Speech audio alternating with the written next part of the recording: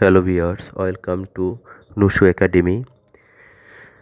I discuss a quant problem in this video. This is collect from GMAT official guide 2020.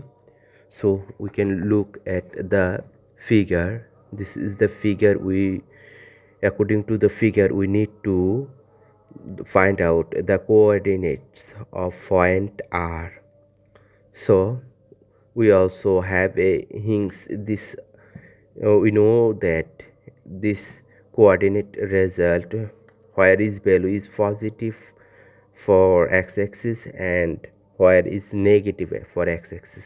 This is the xy plane explanation. So from this figure we have this is the right angle, this is the right angle. As this is right angle, we also easily get from triangle OMR. This is a right angle. This is a right angle, and this one is 45 degree, and rest one will be 45 degrees, cause we have need to 180 degree for a triangle. So from triangle OMR, we have angle MOR equal 45 degree, then ORM equal 45 degree. So OM equal MR.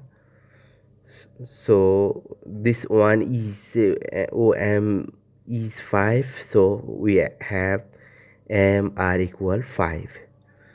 So the coordinates of point R is here 5 and 5, but we need to put the same sign here.